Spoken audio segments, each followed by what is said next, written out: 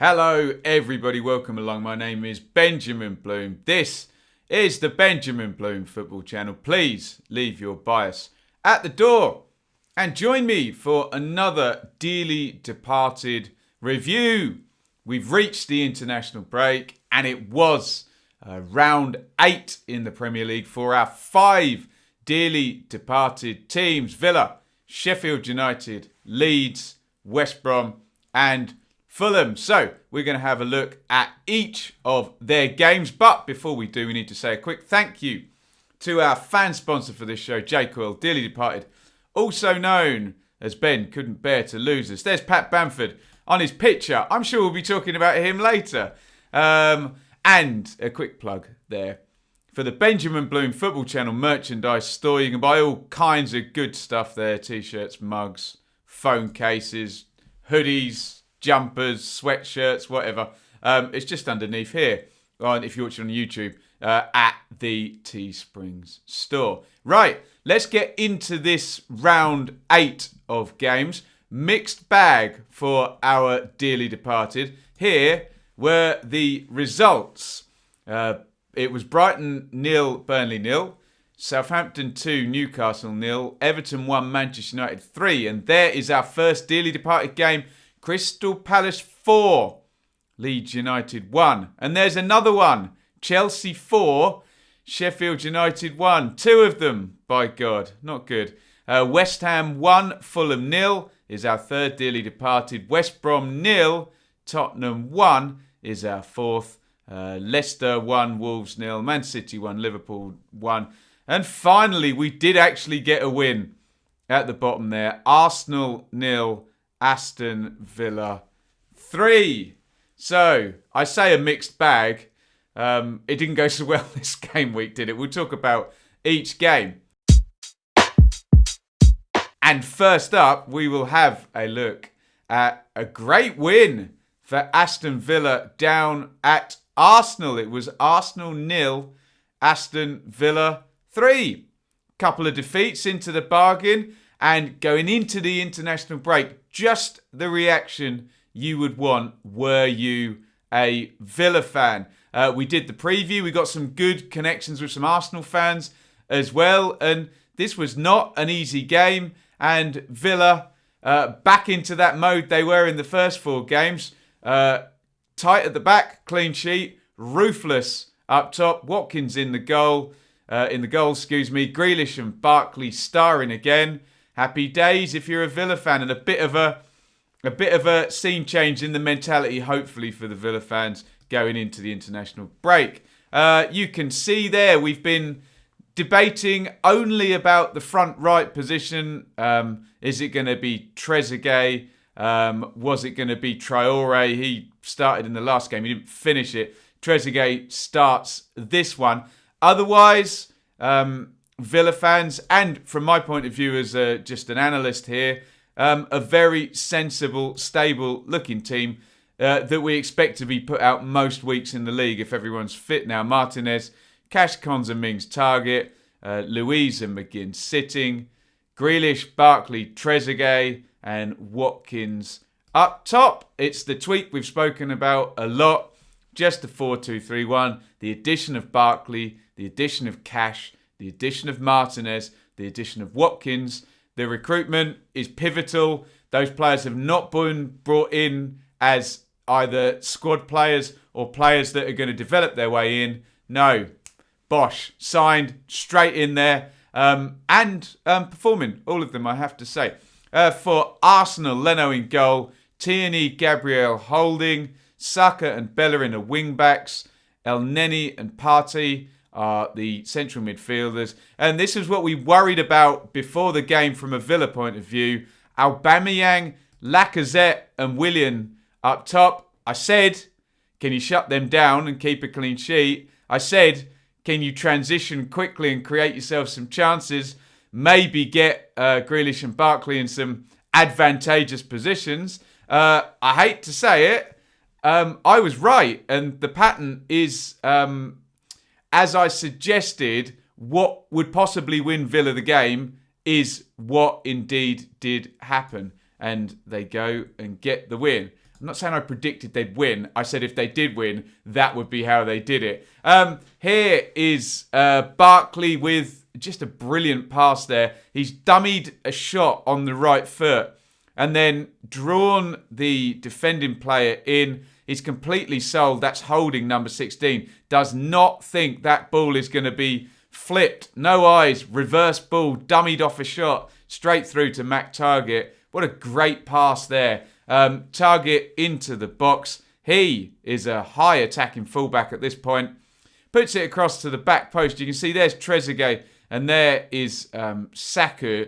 And just getting ahead of Trezeguet. Maybe Trezeguet puts it in if he's first to it. But it bumps up off Saka's right foot, you can see there, into the net. 1-0. It must be said, Villa as well had a goal disallowed early in this one. The VAR finding Barkley, probably the right call, interfering with play on a John McGinn shot. You can see there on the left on 3 minutes.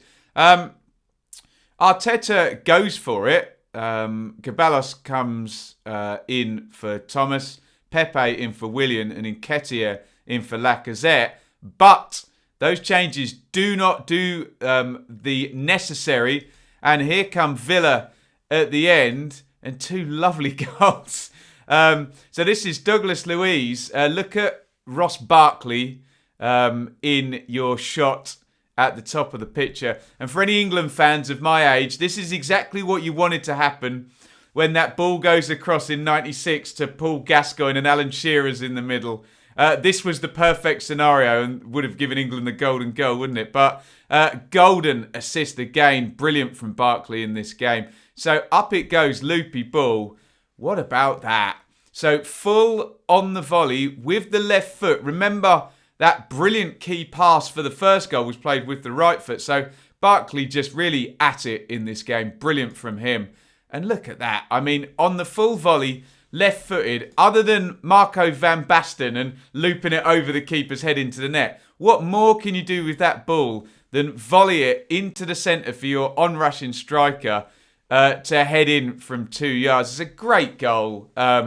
Luiz to Barkley to Watkins for the tap-in. Watkins played the penalty box beautifully for Brentford last year. Scored a lot of headers as well. You give him those chances, he'll make the movement and he will finish the high percentage chances, Watkins. That's why he's playing in the Premier League now. Great goal and big tip to the cap for Ross Barkley on both of those opening goals. And we've said the second Barkley walked into Villa, that really opened up something for Jack Grealish as well, because now you have 2 highly rated creative players. You know, the case for teams playing against Villa up until Barkley arrived is, right, how do we stop Grealish? Can we do that? Fine. We'll probably have a good chance in this game. You've got to stop 2 of them now, let's just say. And I mean, look at this from Grealish. It's what a player.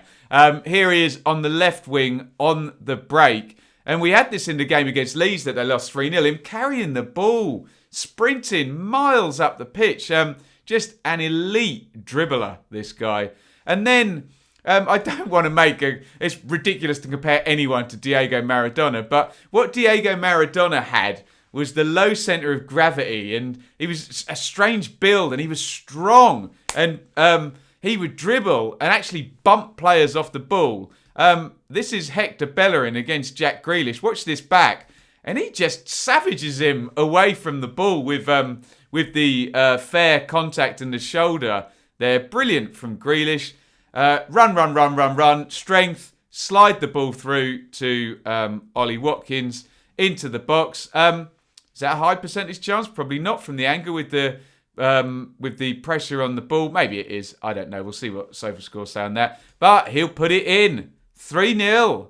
Well done, Aston Villa. Excellent win there. The numbers tell us that they played the penalty boxes beautifully, and maybe the strategy they have that works against these sort of more possession-based teams of being able to transition into Barkley and Grealish and those having the quality worked an absolute treat, didn't it? I apologise, I don't have the numbers up there for you, but let's just say a fine performance from Aston Villa in this one. I know Arsenal did create a couple of chances, but Villa take theirs and move into 6th in the table.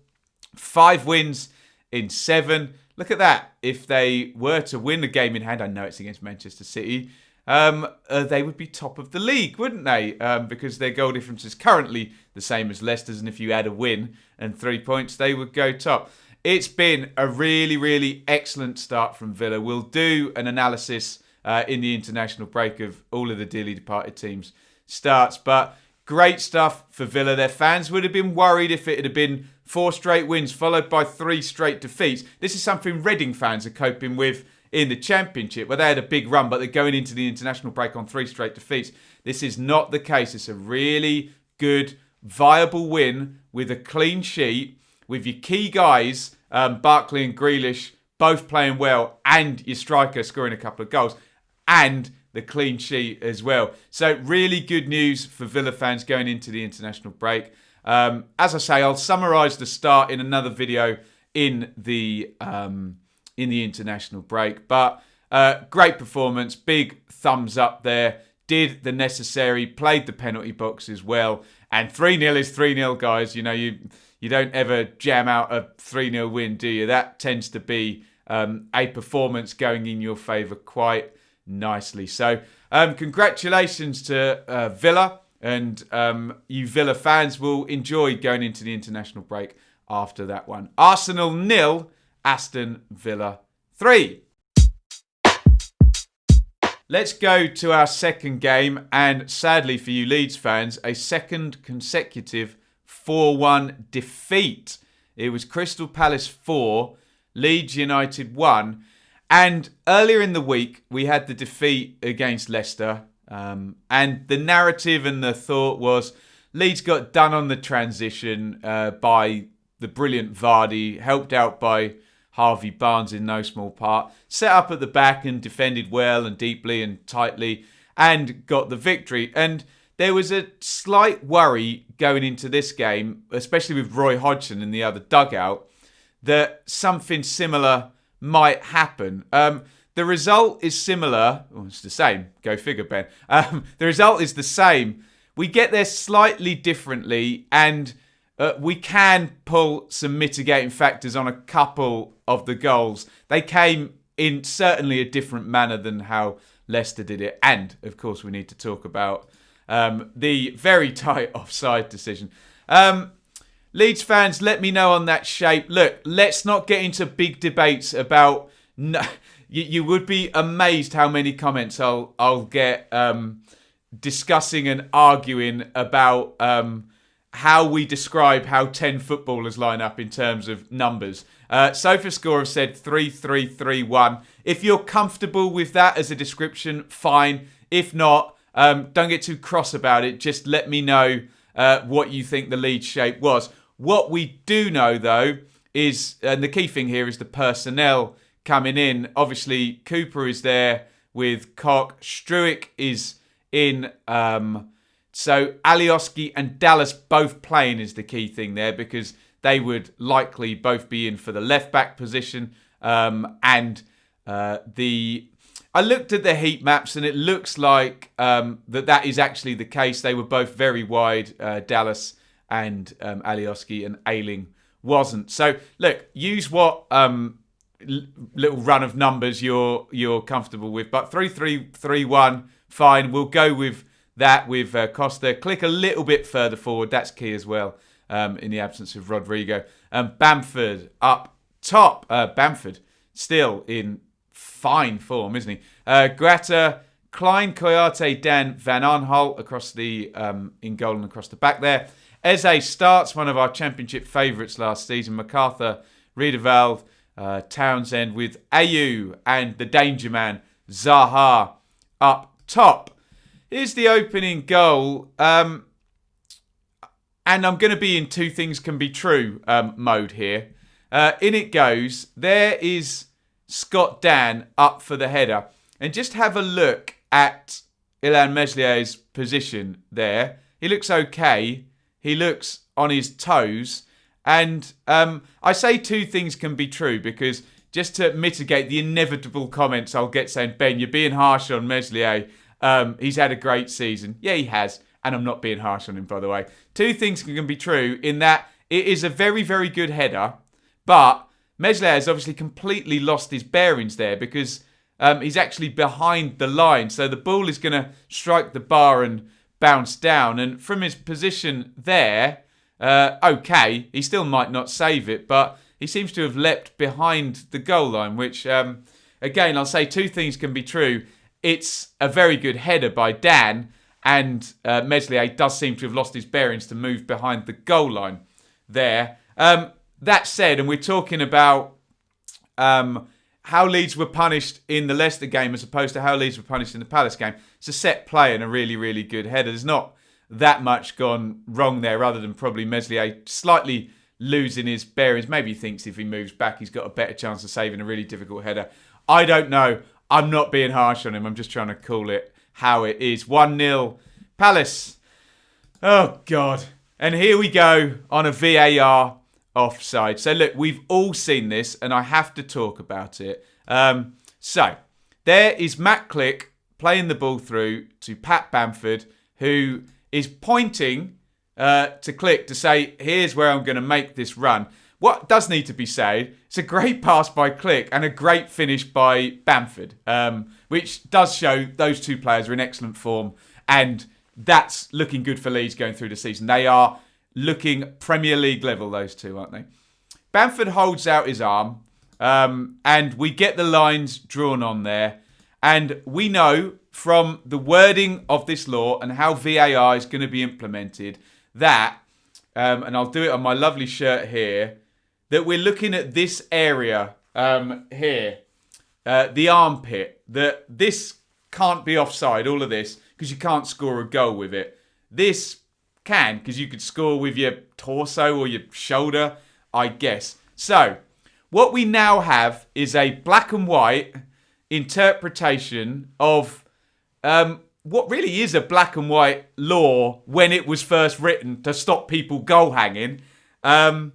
And it's been taken to the ultimate degree, where we're now judging these black and white things on actual millimetres. So, the first thing that we can all agree on is this is a very, very tight decision that has gone for Crystal Palace and against Leeds. I don't think that's disputable, is it? For anyone that wants to comment with the FA have an agenda against Leeds, come on, don't be silly. That's not up for discussion here. I think most Premier League teams have been shafted by an incredibly tight VAR decision here since it's been going this past couple of years. A couple of things we can debate now are, is the rule fit for purpose given VAR? What I would say is, if the wording of the rule is as such and the technology is such, then this is offside. It's 1 millimetre, it's his armpit, the machine has drawn the lines. And look, another thing I need to say is, us looking at that picture and arguing that we can see clearer than the lines, oh, the line's bent, it doesn't come to the right place. We've got to stop with that. That's nonsense. It's a machine, okay? The machine is the machine, and we're judging by our eyes. So I don't agree with that. Where I feel sorry for, and this is not a Leeds issue or a this goal issue, this is a VAR issue and a Premier League issue. Where I feel sorry for Matt Click, Pat Bamford and the Leeds fans is this doesn't feel like the spirit of the offside rule, does it? It's a good pass. It looks like a good run, doesn't it? Look, for God's sake, he's behind both of the centre-backs when the ball's played in terms of his run. He's obviously leaning forward because he's run. He's pointing. If he doesn't point, is his shoulder a little bit further back and he's onside? He's basically offside for pointing, which is silly. Let's be honest, that's silly when we get into the black and whites of it. So, look, I don't think it's helpful to have a debate hours long about VAR. My opinion on this is, if we take the wording and the technology we have, that's offside. It's a bit sad and a bit soul-destroying that is offside, because yes, offside is black and white, and it is 1 millimetre. And VAR was not brought in for this. I'm an Ipswich fan. Go and watch the Portsmouth winning goal where the guy's like on the goal line. We don't need any lines on the pitch for that. We just needed the referee to go and check. That was what VAR was, I think, brought in for. Clear and obvious, wasn't it? We're not going clear and obvious. We're going black and white. We're going 1 millimetre. And yes, those people who want to debate, where do we take the freeze from? Do we take it when the guy's foot makes contact with the ball, or when the ball has left his foot by 1 millimetre? I accept all of those arguments. It's when we're going so black and white, the evidence has to be so conclusive. What would probably be a helpful debate is there somewhere where we can get to inconclusive? They have dead heats in horse racing, don't they? Where you can't call it. Can we have a dead heat? Can that not be a dead heat? And wasn't it 10 years ago the advantage goes to the attacking player? Can we not have a dead heat? Look, we can't tell. If it's a millimetre, is it not a dead heat like the horse races where they photo finish it and they pay out to both sides?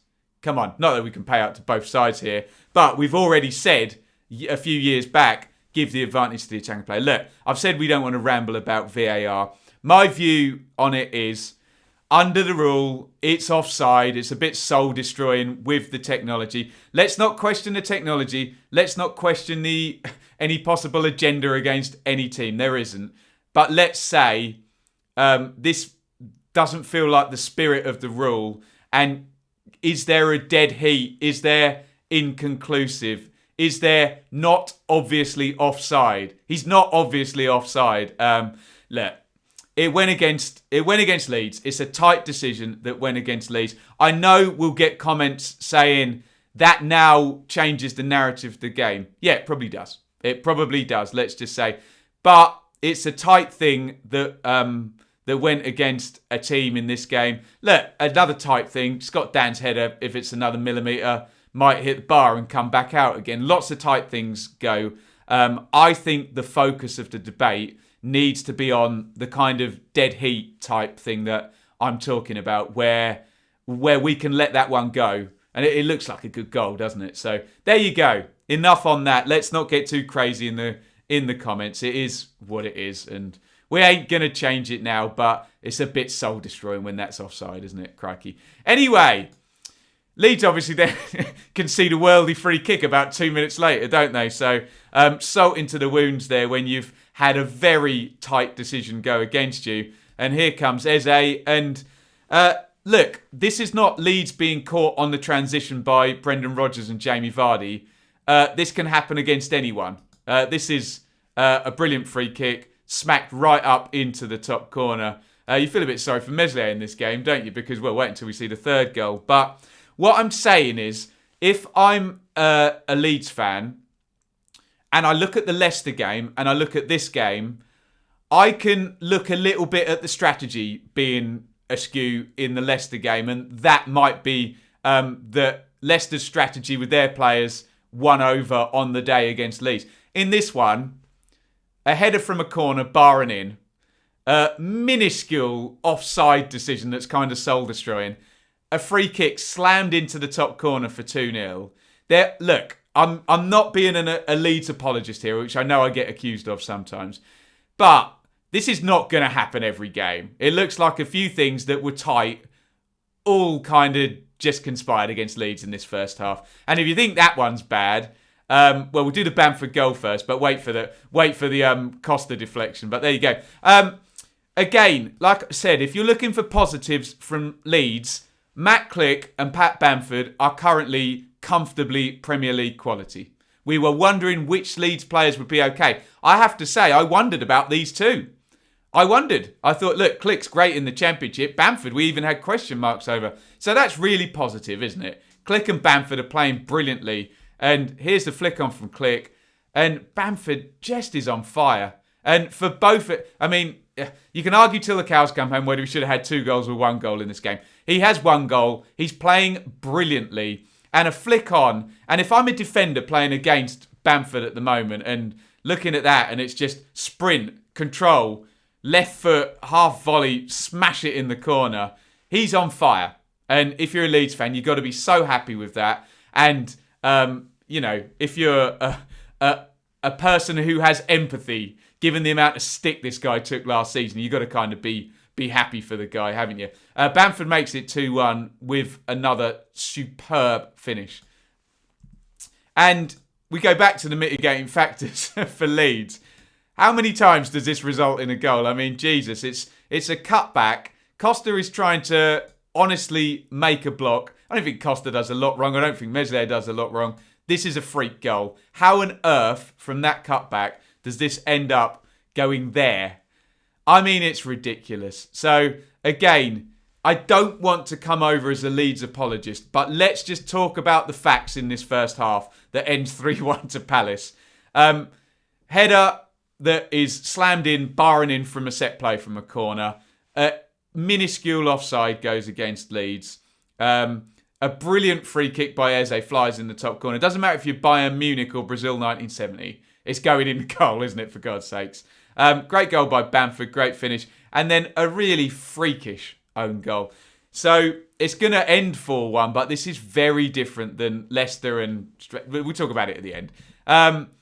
This, I do have to say, though, is poor. Leeds get done on the transition, which we spoke about in the Leicester game. And this is Palace's best player, Zaha, in loads and loads of space. And what Leeds fans will be disappointed is the thing we've spoken about with Bielsa over the past 2 years, intensity, pressing. Bielsa will be furious with the lack of intensity on this defensive phase.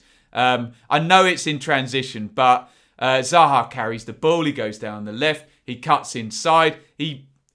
Look, if it's Zaha on the sprint, taking someone on, playing a brilliant cross, fine, you hold your hands up. But look at Ayew. He's completely free. There's 4 Leeds players in that picture, and Ayew is just totally open in the middle of the goal. And touch and finish. And in it goes. Woof. There you go. So 4-1. Did I actually put the numbers up in this one? There we go. We've actually got the numbers this time. Apologies to Villa fans. Leeds fans are going to get the numbers and Villa fans aren't. But look, there it is. 65% on the possession, 35. It's Hodgson v Bielsa. We knew that was going to happen. Fine, whatever. 6 shots to 3 on target. Okay, that's double in Palace's favour. 6 corners to 3 in Leeds' favour. Hodgson doesn't mind conceding territory.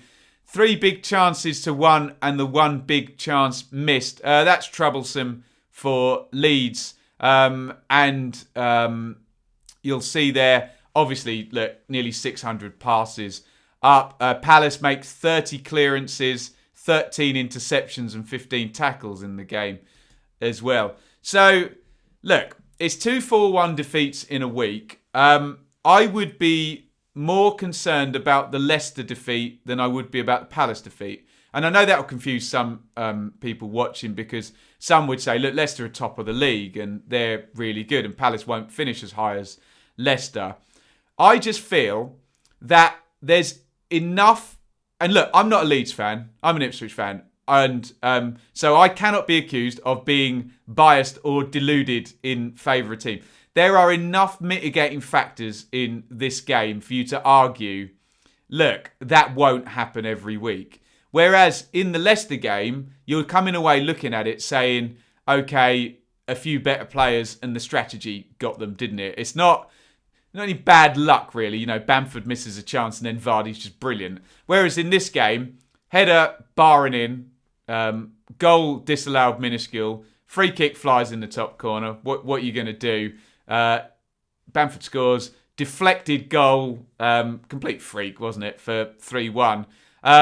And Leeds fans will be arguing, look, the last goal's poor. No one could argue that one. That is poor. But Leeds fans will argue without fair accusations of them being deluded. They'll argue if the minuscule offside decision goes their way, and one of those 3 goals, the header that flies barring in, the freak goal and the brilliant free kick, one of those goals is just slightly off, then the game's tighter, isn't it? It's a 1-goal game rather than a 3-goal game. I'm not saying, anything further than that, but I'm saying a few things went for Palace and against Leeds in this game that If they hadn't, it would have been tighter. That's. I'll leave it at that one.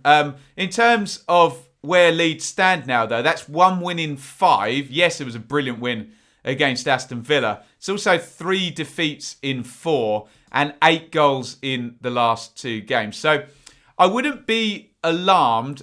Just kudos to Palace. Sorry, we do this on the Dearly Departed shows. I had a Leicester fan who just couldn't understand what we were doing here and why I wasn't, recording a 30-minute eulogy about how brilliant Brendan Rodgers was.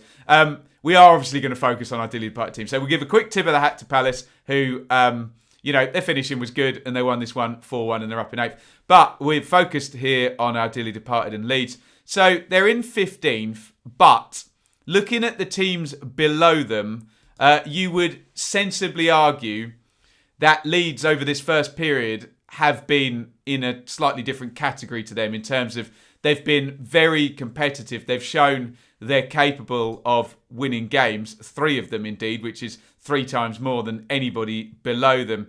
They've also scored way more goals than those teams below them.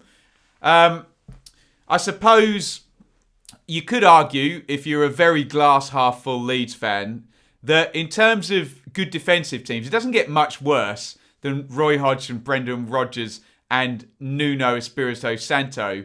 There won't be that many other teams that'll execute it as well. So if, and I use the word kryptonite, don't get upset by that, Leeds fans. If that strategy is kryptonite against Leeds, maybe they've played the 3 teams that are best at it already. I don't know. We'll find out.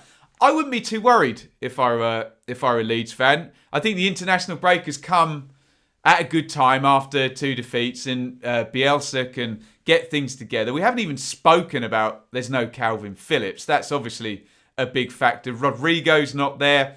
And maybe in a couple of weeks, Rafinha and Llorente might be a little bit more ready. So there are plenty of signs of things that you can add in and plenty of narratives that you can perpetuate here to say, I won't worry too much if I were a Leeds fan. Look, lose the next 3 games, maybe you start worrying. But I think it's been a good opening. Maybe it's a nice reality check as well, isn't it? That they'd spent time up in the top 6 and had some really good, especially the Man City and the Villa performances, really good, weren't they?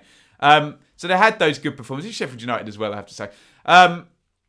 Maybe it's a good reality check to say, look, in this division, you might get punished a couple of games in a row, and look, maybe it is a mid-table season rather than anything higher, because there was an excitement level, wasn't there? So we'll see how it pans out. I would not necessarily be, readjusting lots of expectations, because the one thing we know about Bielsa is that guy is consistent. There's not going to be chaos. Stuff isn't going to change drastically.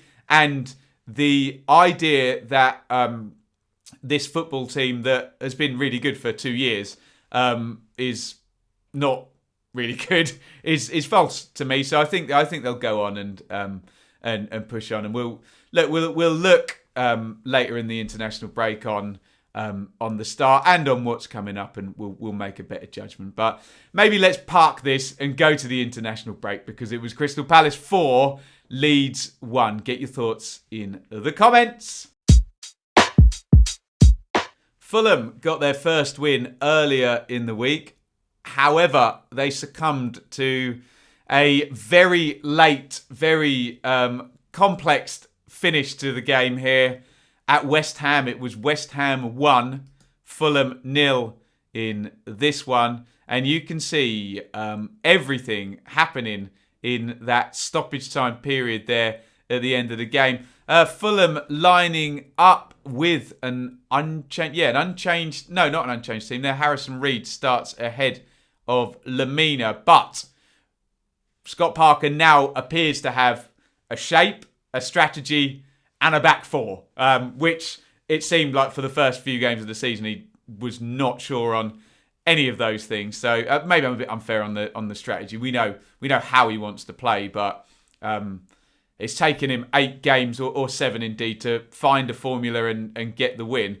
West Ham there, Fabianski, Cresswell, Ogbonna, Balbuena. Masuaku and Kufal are the wing-backs with Susek and Rice in central midfield. One of our championship favourites, Jared Bowen, right. Fornals left. Haller up top.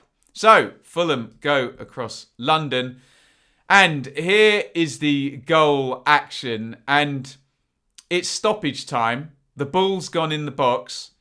And it's one of those ones where you freeze it and you say, where's the only place? Well, there's two places you don't want this ball to be headed.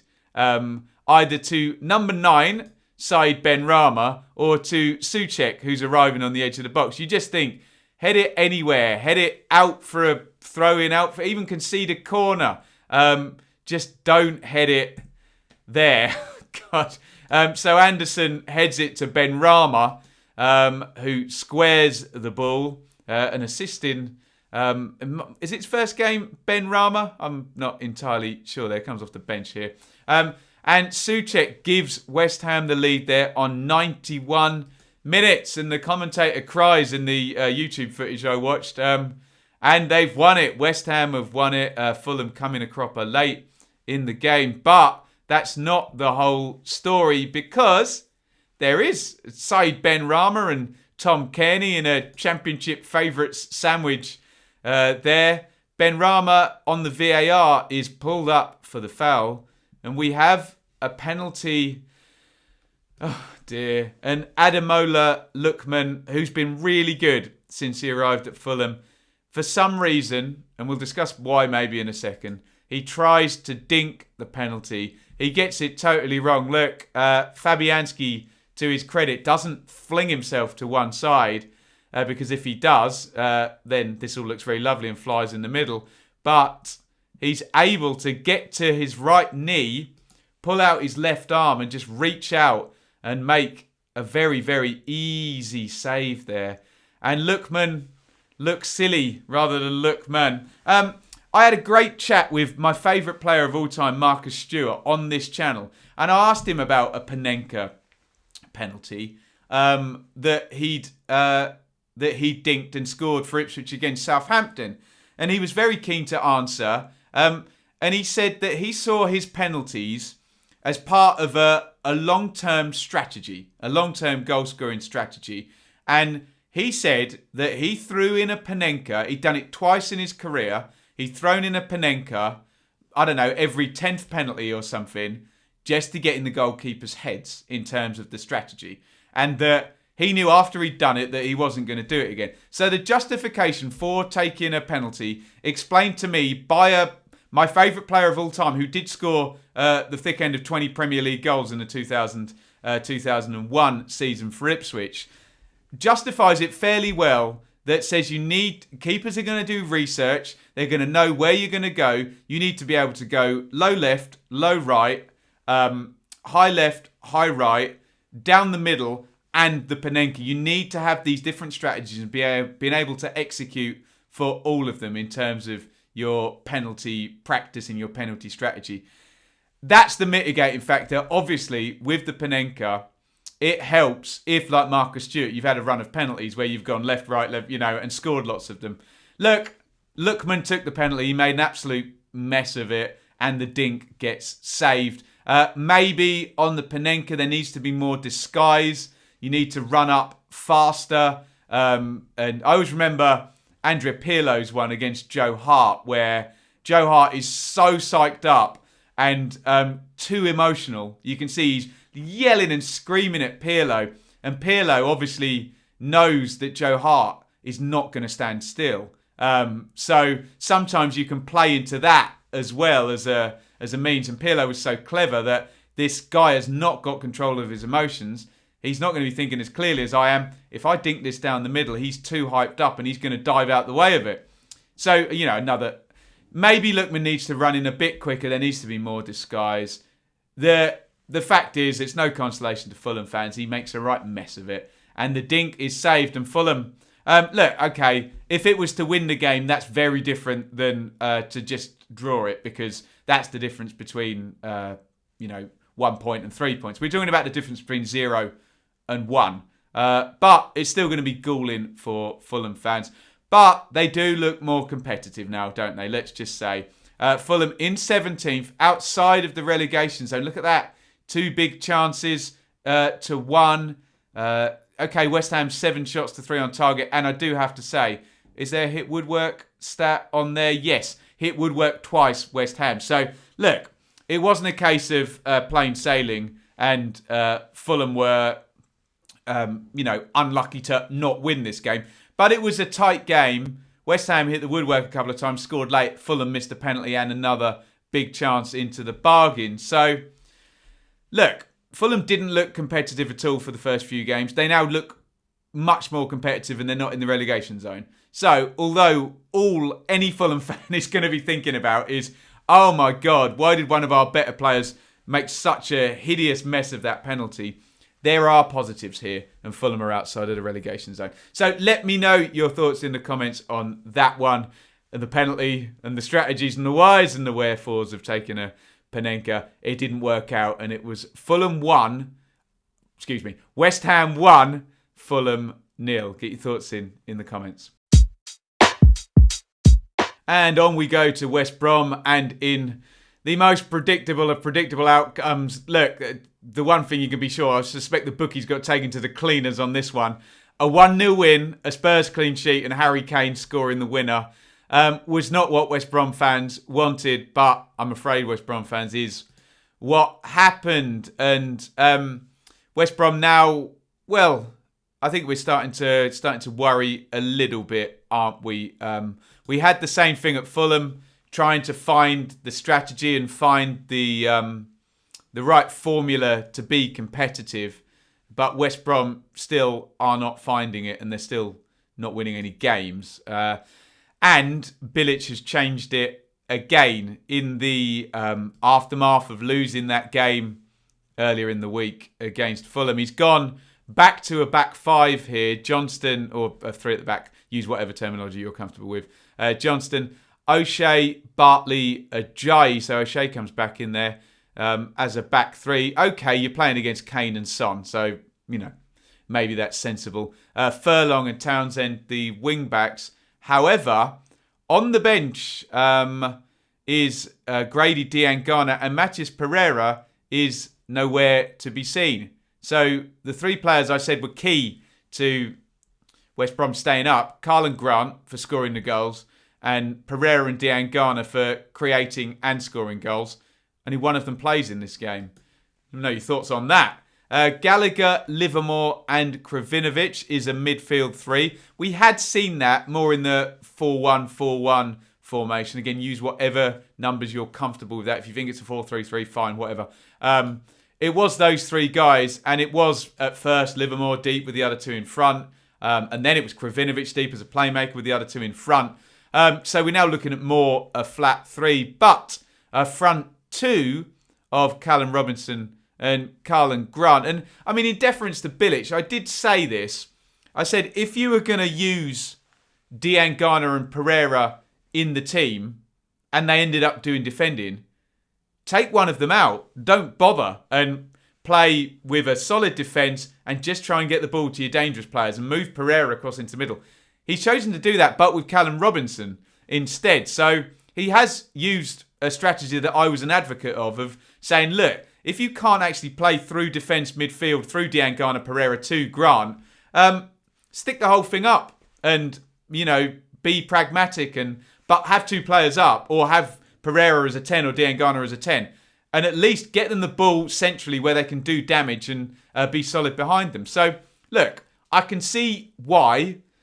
Whether or not this would be better with... And again, I don't know about Pereira. I don't know what's happening there. I'm sure there's a sensible explanation that a West Brom fan will let me know in the comments. But you could go with Diangana as a 10. You could go with Robinson like he's done. There you go. Spurs, well, look, star-studded as ever. Lloris, Doherty, Alderweireld, Dyer, Reguilon, Sissoko and Højbjerg. And then not only is it Kane and Son, but a seemingly fit Gareth Bale starting with Ndombele in the 10 position. So, yeah, you can see why a defensive mindset might be needed against players of that level. But they do have a chance here, West Brom. That's Furlong. crossing in. Look, we're starting to get the behind-the-back jumps now, given the handball situation. And Carl and Grant, I don't know what happens here. Does he just take his eye off the ball? Or, I don't know. Is it just bad technique? You tell me. But misses that header. And obviously, we all know the outcome. When you're playing in a game where Harry Kane's on the pitch and Heung-min Son and Gareth Bale are on the pitch, we know what the outcome's going to be if teams create chances. We know they will take theirs. We just know that. They're that good. Not Lo Celso, though, however, who does, contradictory to what I was just saying there, miss his chance. But Harry Kane doesn't, 88 minutes in. You're playing 3 centre-backs here against the best striker in the league, maybe the world, at the moment. Who knows? You tell me, you Ronaldo and Messi fans and Lewandowski fans. Definitely the best striker in the league, isn't he? Is that too much space? Is that a poor defensive shape?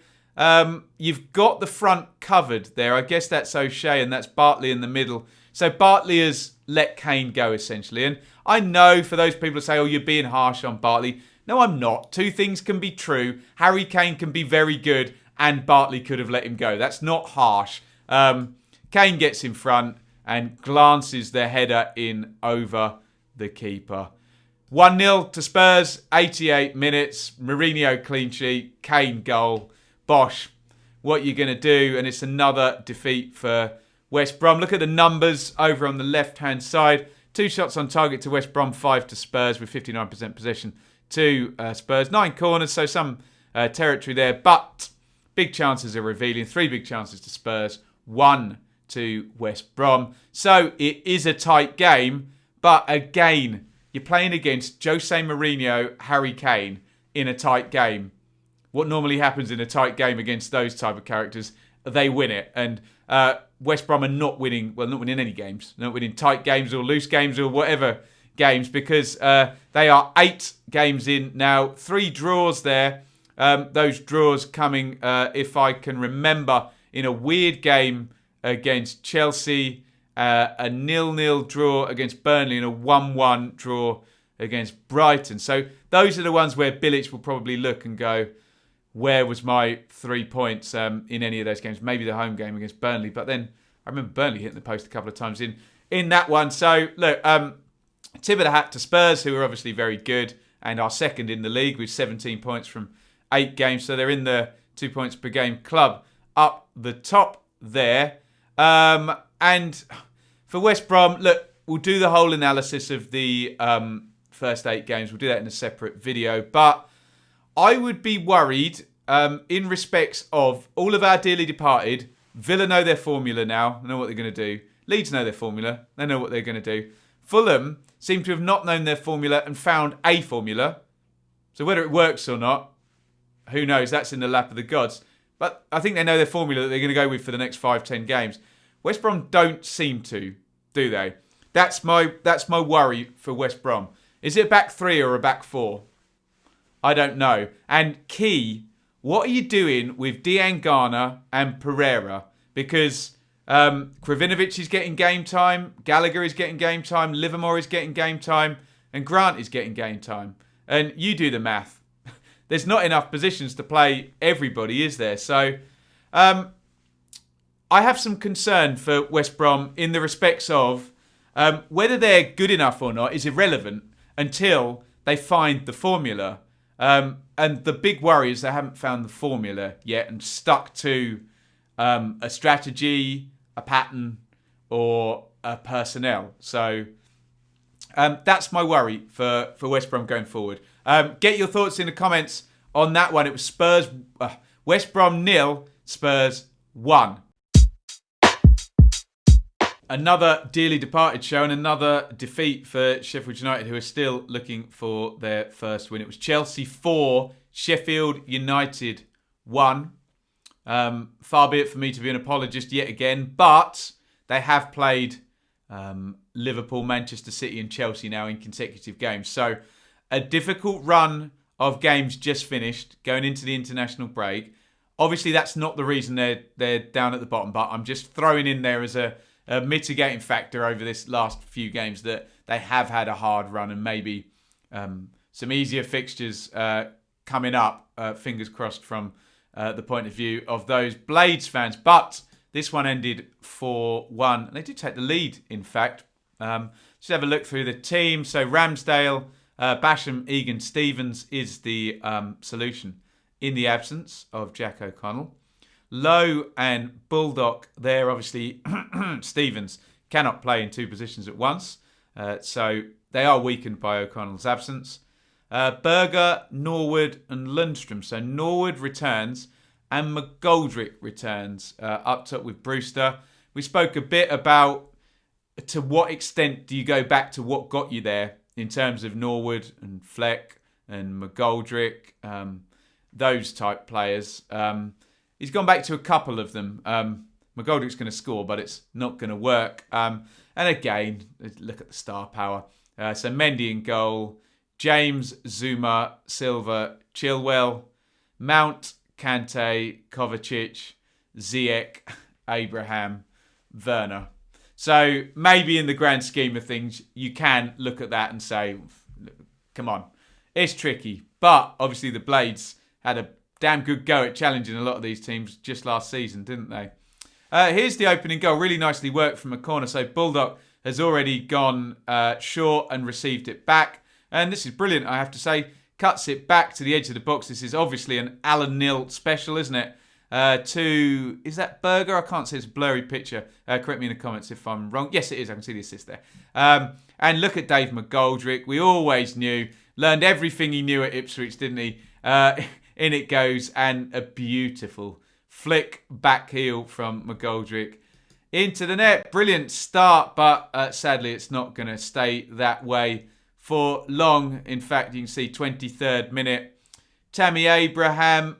Look, you hit it early and you get your aim correct. You've always got a chance. He does bobble it into the ground. It flies straight into the corner. So there's an element of luck in terms of he didn't plan that finish, I'm sure. Maybe he did. I don't know. But you hit it early. You get your rewards, don't you? And Abraham knows where the goal is, doesn't he? Let's just say. In it goes. Look, right into the corner. Bobbles up and past Ramsdale. Here is a pretty poor goal, actually, I think. Swung in by Ziyech, who's going to get a couple of assists in this game, isn't he? And I don't really know what Lowe and Ramsdale are doing there. Look, two things can be true. It is a good cross. But given it's that close to the goal, given Chilwell is on the blind side of Lowe coming around the back, do you make I make Chilwell third favourite in that scenario to actually get the touch and stick it in the goal. So disappointing that one. And you look at the time, if you're going in behind as opposed to going in level, having taken the lead. Not a good one, really. There's Ziyech again, swings it in. Thiago Silva, he's up ahead of, that looks like McBurney with the socks rolled down, and Ramsdale. I'll give him a bit more of a pass on this one because it's the free kick's in such a dangerous position where it's just out from a corner, so you can get that real flat swing on it right at the keeper. I don't know whether to stick or twist, and it's just flicked in by Silva for 3-1. And look at that, it says an assist for N'Golo Kante, but it's a bit of a freak. It's Max Lowe just going into a 50-50 with Kante. He's facing his own goal, though, fatally. And we often play on this channel, where don't you want this one to go? In a 50-50 challenge where the ball could literally go anywhere, it goes there.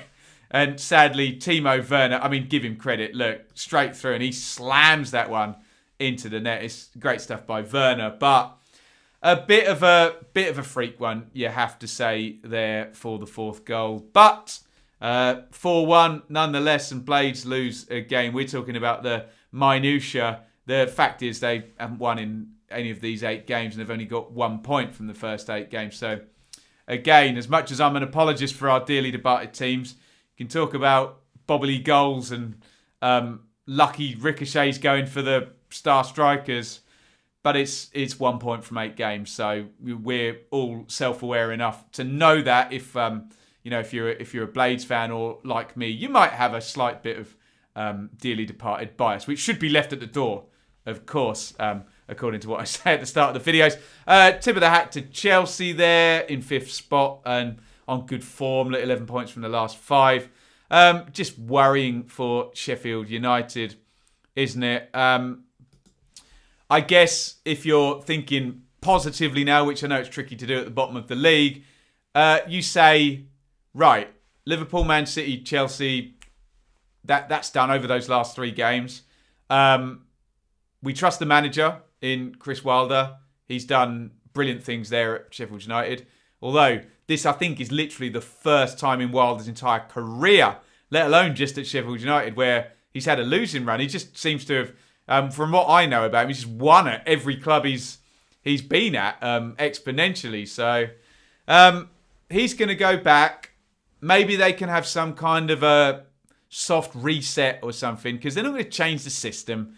They're not going to change personnel too much. But what I would say is, if I were a Blades fan, I mean, you tell me, would you not like to see something a little bit more settled? Look, if O'Connell's going to be out now, stick with Ramsdale, and obviously Ampadu couldn't play, so maybe that's something that could happen. But could you not now stick with a back 5 if it is going to be maybe Ampadu at centre half and Stevens at wing back? And what do you lose by moving Stevens back? What do you gain defensively and what do you lose offensively? I just wonder whether you lose more with him not being wing back than you gain from him being centre back. I don't know. So maybe you can set up with Ampadu in the centre half positions and Stevens and Baldock still there. And then it needs to be something solid and consistent. I think Berger's definitely in there, isn't he? I think he's the one. And then, is it Lundstrom? Is it Norwood? I don't know. Is it Fleck? Is it Osborne? So come up with something solid. And then up top as well, there is now Sharp, McGoldrick, Brewster, McBurney. What's happened to Mousse as well? Burke. There's plenty of options that have played minutes this season. So I would actually like to see something maybe planned out for 2-3 games straight and just back to basics and get some solidity and win a game, and hopefully away you go as a Blades fan. So we'll do more in our analysis. You can see I'm a bit downtrodden talking about Blades because we all enjoyed them getting there and we hope they stay there, especially after they did so well last season. Tricky times for Sheffield United. It was Chelsea 4, Sheffield United 1. So that is it until international break ends as well. And I would love to know what you think in terms of the story so far. Get it down there in the comments for each of our teams, because I will do a video probably called that, the story so far. We'll find out. Will that draw views? Is that a sensible YouTube title? I don't know. You tell me in the comments. But get your thoughts in on the 5 clubs, even if you comment on teams that you don't necessarily support. Interested in your views on all 5 of them if you want. Villa up there, recruitment looking good, team looks solid, good start. Leeds, some really good moments, regressed in the last 2 games down the table. Encouraging signs, but need to right those 2 defeats. Fulham, outside the relegation zone, appear to have found their team. Will it be good enough? West Brom, chopping and changing, looking a bit chaotic in terms of strategy and personnel, etc. A little bit worrying. Sheffield United, not going to change the system, the manager, but they're not getting any wins. So give me your thoughts on all 5 of those teams, and I'll collate with my own thoughts and we'll do a review video of that. With that being said, we will thank our fan sponsor, Mr. J. Coyle, dearly departed, also known as Ben. Couldn't bear to lose us. And we'll plug one more time the Teespring store, which is just underneath here if you're watching on YouTube. If you're not, head to teesprings.com. That will do us. The last Dearly Departed review now for a couple of weeks for the internationals coming up. Let me know what you want to see in terms of content, and get involved in the comments, because I will for sure do a story so far type video. Thank you everybody for watching, and it's an over and out from me. Thank you so much for watching. If you enjoyed this video, please hit the like button to see more videos from this channel. Hit the subscribe button, and to be notified every time we upload, ring the bell for those notifications to come through on your device. If you really want to support the channel and me as a content creator, I will be eternally grateful if you head over to the merch store and grab something, or support over on Patreon, patreon.com/Benjamin Bloom. Thank you for your time. Go and watch another video.